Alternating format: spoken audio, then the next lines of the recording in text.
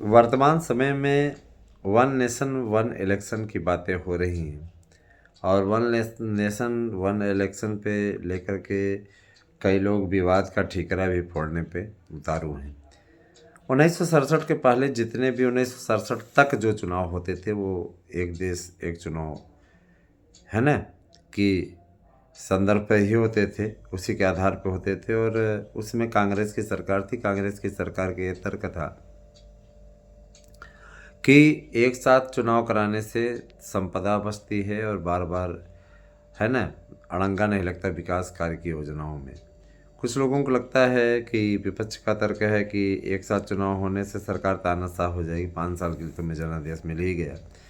और फिर क्या कहते हैं, इस प्रकार के तर्क दिए जा रहे हैं। तो देखिए, सबसे बड़ी चीज़ ये है कि वन नेशन वन इलेक्शन से ये लाभ होगा कि मान लीजिए अगर हर कोई वोट नहीं दे पाता है, कम से कम एक बार की वोट होगा तो उसको छुट्टी भी दे सकेगा प्रशासन और आकर के वो अपना वोट भी डाल पाएगा आराम से। शासन ने यह भी डिसीजन लिया है कि मान लीजिए जैसे सरकारी नहीं, प्राइवेट कर्मचारी भी है, वोट नहीं दे पा रहा है, तो कम से कम नहीं जिस स्थान पे है वहीं पर वो वोट अपना डाल पाएगा, है ना। अपने एरिया के लिए वो वोट आ पाएंगे उनके, है ना, वोटर लिस्ट से मिलान करके उनका वोट कलेक्ट करवाया जाएगा। तो ये बहुत अच्छी पहल है। अब मैं आता हूँ सीधे आपके दूसरे मुद्दे पे। देखिए, दिल्ली में इस समय विधानसभा चुनाव की तैयारियां तेज हैं। दिल्ली में केजरीवाल और भारतीय जनता पार्टी के बीच, आम आदमी पार्टी और भाजपा के बीच में सीधी जंग है। कांग्रेस इस जंग में कहीं भी नहीं है।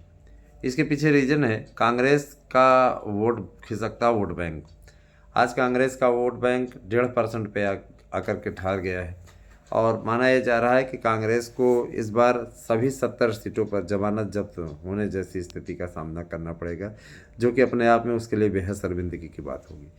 कांग्रेस से गठबंधन फिलहाल आम आदमी पार्टी नहीं करने जा रही है। आम आदमी पार्टी ने स्पष्ट कर दिया है कि वो अकेले अपने दम पर चुनाव लड़ेगी। दिल्ली की 70 विधानसभा सीटों में एक एक विधानसभा सीटों पर जो रिपोर्टर्स गए और विभिन्न टीवी चैनलों के द्वारा किए गए एग्जिट पोल को जिस तरीके से हम लोगों ने, है ना, एक सर्चिंग मारी है और जो ग्राउंड जीरो पर जाकर के रिपोर्ट कलेक्ट की है, उसके आधार पर मैं दिल्ली का सर्वे आप लोगों को बताने वाला हूँ। आप लोग अगर चैनल पर नए हैं तो कृपया चैनल को सब्सक्राइब कर लीजिए और जुड़िए हमारे साथ में। देखिए, दिल्ली में जो विधानसभा की सीटें हैं उसकी संख्या है 70। किसी भी को सरकार बनाने के लिए 36 सीटों की आवश्यकता होती है। जब 2013 का इलेक्शन हुआ था तो 2013 के इलेक्शन में भारतीय जनता पार्टी 34 सीटों तक पहुंची थी और एक सीट से रह गई थी, उसकी सरकार नहीं बन पाई। अब ये 26 साल से ज़्यादा का वनवास बीजेपी का हो चुका है और बीजेपी ही एक ऐसा दल है जहाँ पे आम आदमी पार्टी से पहले पहले कांग्रेस से लड़ी, अभी जा करके आम आदमी पार्टी से लड़ रही है।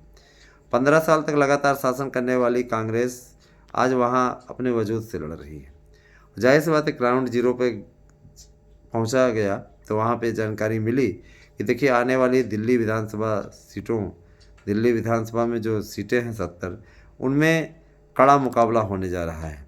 फिलहाल इस समय बीजेपी को एज है क्योंकि बीजेपी ने निश्चित रूप से अरविंद केजरीवाल के द्वारा, है ना, जिस तरीके से भ्रष्टाचार किया गया, जिस तरीके से बेईमानी की गई, जिस तरीके से मोहल्ला क्लिनिक में लोगों का एक कहना है कि मोहल्ला क्लिनिक खुला तो है लेकिन मोहल्ला क्लिनिक में हमें कोई लाभ नहीं मिल रहा है। डॉक्टर पर्ची थमा देते हैं कि जाइए दवा ले लीजिए, जांच के नाम पे दिखावा हो रहा है। बिजली वाली पे भी व्यवस्था बता रहे हैं कि बिजली की व्यवस्था तो तथाकथित लोग ज़रूर कह रहे हैं कि बहुत सी बिजली की व्यवस्था हो गई, बहुत बेहतरीन बिजली की व्यवस्था है, लेकिन बिजली का बिल फिर भी आता है, ज़बरदस्त तरीके से आता है। बिजली खर्च होती ही है ना। तो ज़्यादा से ज़्यादा नाम भर है कि फ्री है, लेकिन कोई फ्री नहीं है, क्योंकि जाहिर सी बात है कि और टैक्स बढ़ा करके महंगाई तो बढ़ा ही दी जा रही है, उसका कोई औचित्य नहीं रह गया है। और दूसरी चीज़ ये कि देखिए, जब ग्राउंड जीरो पर जाकर के पूछा गया लोकप्रियता में, तो लोकप्रियता में देखिए मोदी की लोकप्रियता सबसे ज़्यादा है दिल्ली में। इसीलिए लोकसभा की 7 की 7 सीटें बीजेपी 3 लोकसभा चुनावों से लगातार जीतती आ रही है, जैसे मोदी प्रमोट हुए हैं प्रधानमंत्री पद के लिए, है ना।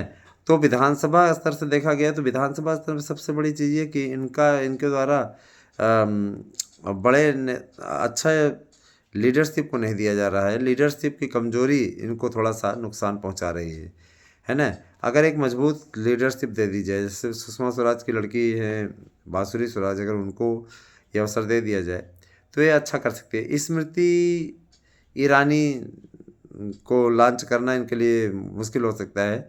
स्मृति ईरानी किसी प्रकार से, देखिए किरण बेदी को भी लॉन्च किया गया, कोई मतलब नहीं निकला। अरविंद केजरीवाल की भ्रष्टाचार से लड़ने के लिए भारतीय जनता पार्टी ने पूरी तैयारी कर ली है, और रमेश सिंह बिधूड़ी को अगर वहाँ पे मुख्यमंत्री प्रमोट करके लड़ा जाए तो काफ़ी अच्छी स्थिति का सामना करना पड़ सकता है। क्योंकि देखिए रमेश बिधूड़ी बहुत ही मजबूत कैंडिडेट हैं, ओबीसी चेहरा हैं, काफ़ी मजबूती से वो चुनाव लड़ सकते हैं। और देखिए सबसे बड़ी चीज़ ये कि उप मुख्यमंत्री के रूप में वहाँ प्रमोट करना चाहिए मनोज तिवारी को, क्योंकि सवर्ण भी बहुत हैं। और ये गोरखपुर ये पूर्वांचल वाले जितने हैं, पूर्वांचल का वोटर भी वहाँ पे पर्याप्त संख्या में है। और अगर बिहार से लगी हुई जो सीमाएँ हैं और भी जो लोग जुड़े हुए हैं बिहारी जो वहाँ पे रहते हैं, वो सब भी बीजेपी के समर्थन में आ सकते हैं। तो भाजपा को ज़रूर इन सबका लाभ उठाना चाहिए। देखिए जो सर्वे निकल कर के आया है, मैं सामने बताना चाहूँगा आप लोगों को। भारतीय जनता पार्टी अभी अगर चुनाव हो तो 35 से 40 सीटें जीत सकती है। और जो आम आदमी पार्टी है, आम आदमी पार्टी की जो सीटें हैं वो 30 से 32 सीटों के एवरेज में आम आदमी पार्टी की सीटें रह सकती है। 30 से 35 ही मान लीजिए रह सकती हैं। तो माने बराबरी की कांटे की टक्कर है। देखने वाली बात यह है कि आगे जब प्रधानमंत्री जी चुनाव प्रचार में उतरते हैं तो क्या स्थितियां निकल कर के सामने आती हैं। उम्मीद है वीडियो पसंद आया होगा।